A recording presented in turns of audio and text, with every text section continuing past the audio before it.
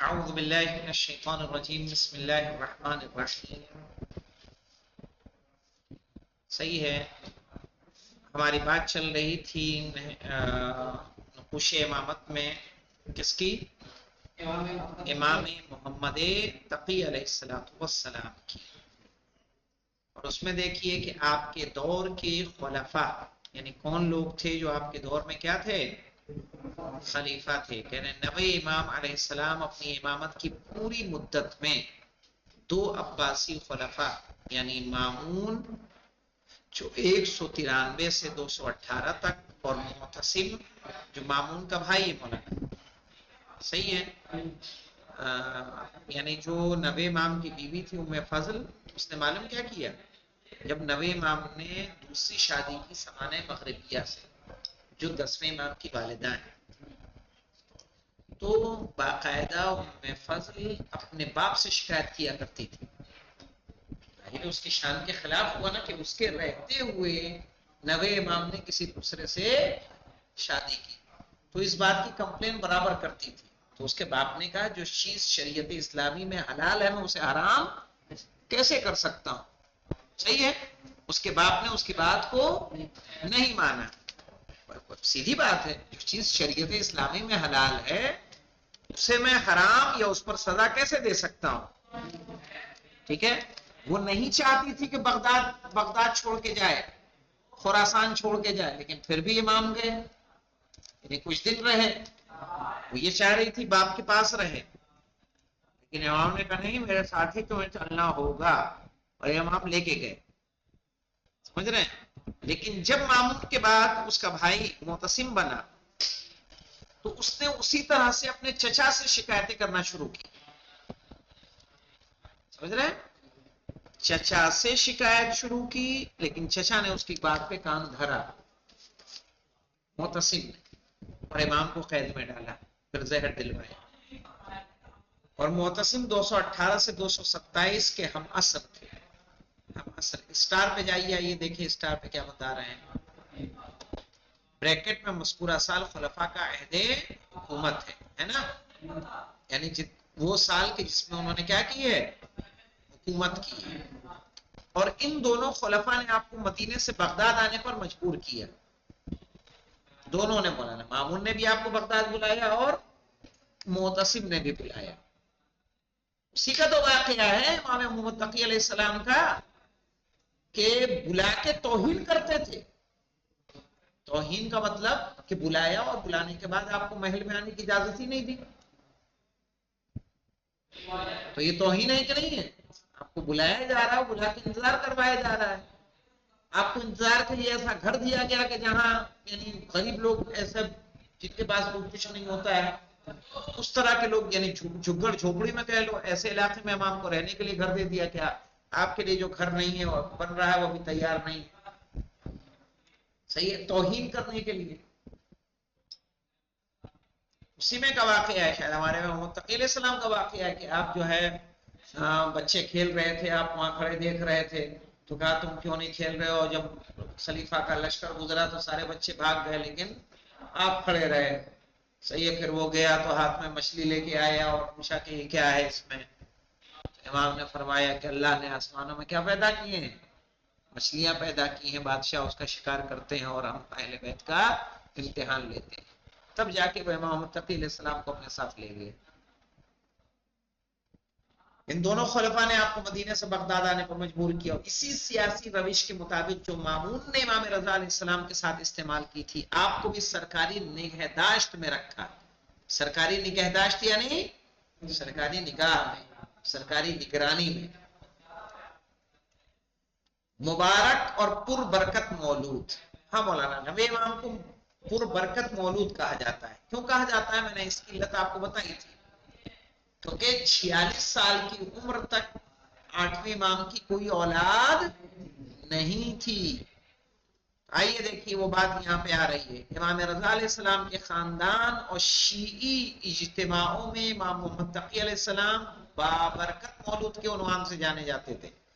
جیسا کہ ابو یحییٰ صنعانی کا کہنا ہے کہ ایک دن میں امام رضا علیہ السلام کی خدمت میں تھا کہ آپ اپنے فرزند ابو جعفر جو ابھی کم سن تھے لائے. امام نے فرمایا یہ ایک ایسا مولود ہے کہ ہمارے شیعوں کے لیے جس سے زیادہ بابرکت کسی کو پیدا نہیں کیا گیا. عمر کتنی ہے مولانا؟ صرف اور صرف 25 سال. کل عمر کتنی ہے؟ گویا امام رضا علیہ السلام مختلف مناسبتوں سے اپنے فرزند ارجمند کو اس عنوان سے یاد کرتے تھے. یاد رکھیے عمر کا ایک بہت بڑا دخل ہے. اسی لیے ہمارے امام زمانہ جل اللہ تعالیٰ فرجہ شریف کی اتنی زیادہ عمر ہونے کے باوجود جب آپ ظہور کریں گے تو عمر آپ کی ایسی ہوگی جیسے 40 سال کا انسان ہوتا ہے. آپ کیسے نظر آئیں گے؟ جیسے 40 سال کا جوان امام دیکھنے میں ایسے نظر آئے. کیوں مولانا؟ اس کا ایک دخل ہے تبھی تو. یہاں پہ دیکھیے، اور یہ بات امام رضا کے شیعوں اور چاہنے والوں کے درمیان مشہور تھی، جس کی دلیل یہ ہے کہ ابن اسباط اور عباد بن اسماعیل، صحیح ہے، ابن اسباط اور عباد بن، یا عباد ہوگا یہ، ٹھیک ہے، عباد نہیں ہوگا تو عباد ہوگا. سمجھ میں آیا؟ جو امام کے شیعوں میں سے تھے، کہتے ہیں امام رضا علیہ السلام کی خدمت میں تھے کہ ابو جعفر کو لے کر آئے. ابو جعفر کون؟ امام محمد تقی علیہ السلام. امام محمد تقی علیہ السلام کی کنیت ابو جعفر. تب ہم نے امام سے سوال کیا کیا یہ وہی بابرکت مولود ہے؟ امام نے فرمایا ہاں یہ وہی مولود ہے جس سے زیادہ بابرکت اسلام میں کسی کو پیدا نہیں کیا گیا. ان احادیث کو دیکھتے ہوئے شاید یہ تصور کیا جا سکتا ہے کہ امام محمد تقی علیہ السلام گزشتہ تمام اماموں سے زیادہ بابرکت تھے، جبکہ یہ بات قابل قبول نہیں ہے، بلکہ موضوع کے متعلق تحقیق اور شواہد و قرائن کو دیکھتے ہوئے پتہ چلتا ہے کہ ظاہراً اس حدیث سے مراد یہ ہے کہ امام محمد تقی علیہ السلام کی ولادت ایسے حالات میں ہوئی کہ شیعوں کے لیے ایک خاص بابرکت اور نیکی اپنے ساتھ لائی. یعنی امام رضا کا دور ایک ایسا مخصوص دور تھا جب آپ اپنے جانشین کو معین کرنے اور اپنے بعد آنے والے امام کا تعارف کروانے کے سلسلے میں ایسی مشکلات سے دو چار تھے جو گزشتہ اماموں کے دور میں نہیں تھی. ظاہر ہے آپ نے بات کس کو امام بنا پہچانوائیں گے؟ آپ کے اولادی نہیں. چونکہ ایک طرف امام موسیٰ کاظم علیہ السلام کی شہادت کے بعد بعض لوگوں نے بعض مادی مقاصد کی وجہ سے امام رضا علیہ السلام کی امامت کا انکار کیا، جو واقفیہ کے نام سے مشہور ہوئے. کس نام سے؟ واقفیہ. یعنی یہیں پہ اب امامت کا سلسلہ رک گیا ہے. واقف معنی کیا ہوتا ہے؟ رکنا نا. وقف یقف معنی صحیح رکنا، ٹھہرنا. کہا اس کے بعد امامت کا سلسلہ نہیں ہو. دوسری طرف امام رضا علیہ السلام تقریباً 47 سال کی عمر تک صاحب فرزند نہیں تھے. کتنا سال تک؟ 47 سال تک. اور چونکہ پیغمبر اکرم کی حدیث یہ بیان کرتی تھی کہ اماموں کی تعداد 12 ہے، جن میں سے 9 امام امام حسین کی اولاد سے ہوں گے، لہذا امام کے لیے فرزند کا نہ ہونا خدا کی امامت اور امامت کے سلسلے کو جاری رکھنے کو زیر سوال کر دیتا تھا. آئی سمجھ میں؟ اور واقفیہ اسی موضوع کو دستاویز بنا کر امام رضا کی امامت کا انکار کرتے تھے. اس سلسلے میں حسین بن قیامہ واسطی کا امام پر اعتراض کرنا اور آن حضرت کا جواب اس مطلب پر گواہ ہے. ابن قیامہ کے جو واقفیہ کے درمیان سر فہرست تھا، 1 نمبر کے حاشیے میں جائیے، شاید اس کے بارے میں کوئی بات ملے مولانا. نہیں، کوئی ایسی بات نہیں. ٹھیک ہے. اس نے امام رضا کو ایک خط لکھا اور آپ پر لاولد ہونے کی تہمت لگائی. سوچیے امام کے لیے مشکل وقت ہے کہ نہیں ہے؟ ٹھیک، انشاءاللہ. لاولد ہونے کی تہمت لگائی اور اس طرح لکھا کہ یہ کیسے ممکن ہے کہ تم امام ہو جبکہ تمہارے کوئی فرزند نہیں ہے. امام نے اس کے جواب میں تحریر میں تمہیں کہاں سے یہ معلوم ہوا کہ مجھے فرزند نہیں ہوگا؟ خدا کی قسم چند ہی دنوں بعد خدا مجھے فرزند عطا کرے گا جو حق و باطل سے جدا کرے گا. یہی تبلیغی دستاویز حسین بن قیامہ اور دوسرے واقفی افراد کی طرف سے صرف اسی مقام پر منحصر نہیں تھا، بلکہ مطلب مختلف مناسبتوں اور مختلف مقامات پر تکرار کیا جاتا تھا. یعنی بار بار اس بات کو دہرایا جاتا تھا کہ یہ لاولد ہے. صحیح ہے. اور امام رضا ہمیشہ ان باتوں اور دلیلوں کو رد کیا کرتے تھے، یہاں تک کہ امام جواد علیہ السلام کی ولادت سے ان زہر افشانیوں کا خاتمہ ہوا.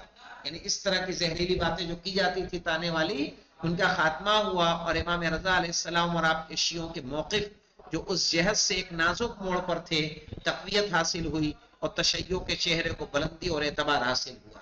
یعنی یہ ثابت ہوا کہ امام واقعی کیا ہے، سچے امام ہے نا. انشاءاللہ اس سے آگے کی گفتگو کل کریں گے. سمجھ میں آیا مولانا کیوں بابرکت مولود؟